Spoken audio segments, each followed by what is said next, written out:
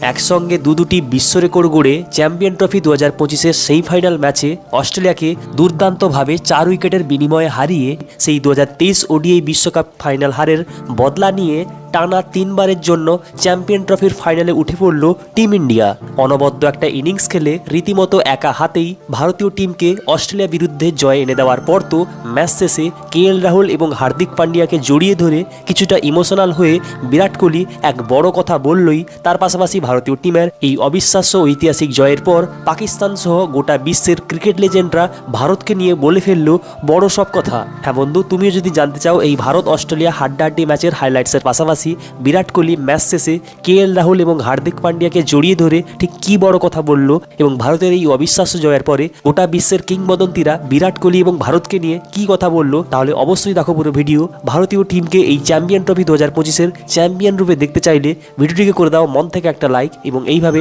আরও champion trophy IPL 2025-এর প্রত্যেকটি video update পাওয়ার জন্য এক্ষুনি করো চ্যানেলটিকে সাবস্ক্রাইব। তো প্রথমে ছোট্ট করে এই ভারত অস্ট্রেলিয়া সেমিফাইনাল ম্যাচের সংক্ষিপ্ত হাইলাইটসের কথা বললে, এদিন কিন্তু ভারতীয় টিম টানা 14 বারের জন্য টস হেরে অস্ট্রেলিয়ার সামনে প্রথমে বোলিং করতে বাধ্য হয়। আর সেখানে অস্ট্রেলিয়া টিম ভারতের সামনে প্রথমে ব্যাট করতে নেমে দুর্দান্তভাবে শুরু করার পরেও মোহাম্মদ শামি, বরুণ চক্রবর্তীদের অবিশ্বাস্য বোলিংয়ের সুবাদে তারা মাত্র 264 রানই তুলতে পারে। তাই যেখানে দুবাই উইকেটে সেকেন্ড ইনিংসে ব্যাট করা কিছুটা টাফ হয়ে যায় এবং যেখানে এতদিন পর্যন্ত ক্রিকেট ইতিহাসে ভারতীয় টিম কোনোদিনই নকআউট ম্যাচে অস্ট্রেলিয়ার সামনে 261-র বেশি রান চেস করে জিততেই পারেনি, সেখানে সবাই ভেবেছিল অস্ট্রেলিয়া টিম হয়তো এদিন ভারতকে আজও চাপে ফেলে দেবে। কিন্তু ভারতীয় টিম সেই রানকে তাড়া করতে নেমে শুরুতেই তাদের 2 ওপেনারকে হারিয়ে ফেললেও তারপরে কিং কোহলি মাঠে নামতেই রীতিমতো এই ম্যাচটা ভারতের হাতের মুঠোয় চলে আসে। কেননা কিং কোহলি তো এদিন নিজেই 98 বলে দুর্দান্ত 5টি চারের সুবাদে 84 রানের একটা মূল্যবান ইনিংস খেলে ভারতের জয় প্রায় কনফার্ম করে দিয়ে আসেই তারপরে বাকি থাকা রানকে শ্রেয়স আইয়ার 45 রান, অক্ষর প্যাটেল 27 রান,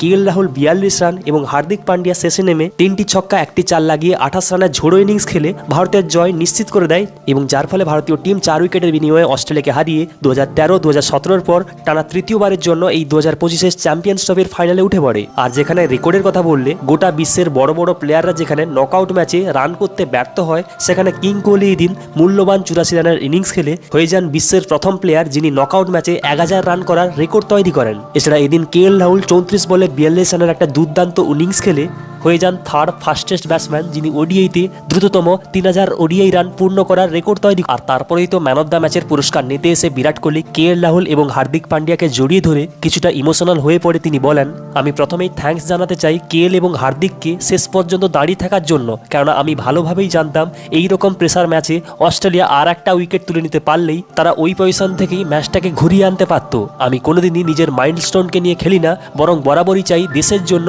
এই রকম প্রেসার ম্যাচে শেষ পর্যন্ত দাঁড়িয়ে থেকে জয় এনে দিতে, আর সেটাই আজ আমার প্রচেষ্টা ছিল। বরুণ স্বামীকেও থ্যাঙ্কস জানাতে চাই, তাদের কারণেই অস্ট্রেলিয়াকে আমরা আজ এই রকম একটা রানে আটকে দিতে পেরেছি। আর তারপর তো গোটা বিশ্বের কিংবদন্তিরা বিরাট কোহলি এবং ভারতকে নিয়ে বড় বড় সব কথা বলেছেই, কিন্তু আমার সবথেকে ভালো লেগেছে পাকিস্তানের 2 লেজেন্ড প্লেয়ার মোহাম্মদ হাফিজ এবং শোয়েব আখতারের কথা। যেখানে মোহাম্মদ হাফিজ বলেছেন বিরাট কোহলির মাথায় একটা দুর্দান্ত কম্পিউটার সেট বসানো রয়েছে এক্সট্রা হিসেবে, আর যে কারণের জন্য কোহলি রানগুলোকে দ্রুত ক্যালকুলেট করে চেস করতে পারে ইজিলি ভাবে, যেটা বিশ্বের আর কেউই পারে না। চেস মাস্টার কোহলি, তোমাকে সালাম। এরপর শোয়েব আখতার বলেছেন বর্তমানে ভারতীয় টিম যে ভয়ঙ্কর ফর্মে আছে তাকে আটকানোর জন্য, তাকে হারানোর জন্য বিশ্বের একটাই টিমই ছিল, সেটা অস্ট্রেলিয়া। তাই যেখানে খোদ অস্ট্রেলিয়াই ব্যর্থ হয়ে গেল, তাহলে ভারতীয় টিমের এই চ্যাম্পিয়ন ট্রফি 2025-এর ফাইনাল জেতা এবং চ্যাম্পিয়ন ট্রফিটিকে হাতে নেওয়া ভারতের জন্য মাত্র সময়ের অপেক্ষা। তাই যেখানে এখন এই চ্যাম্পিয়ন ট্রফি 2025-এর ফাইনাল ম্যাচটি খেলা হবে আগামী 9 মার্চ এবং তার জন্য যেখানে ভারত ছাড়া নিউজিল্যান্ড এবং সাউথ আফ্রিকা লড়াই করছে ফাইনালে ওঠার জন্য, সেখানে তুমি কাকে দেখতে চাও ভারতের বিরুদ্ধে এই চ্যাম্পিয়ন ট্রফি 2025-এ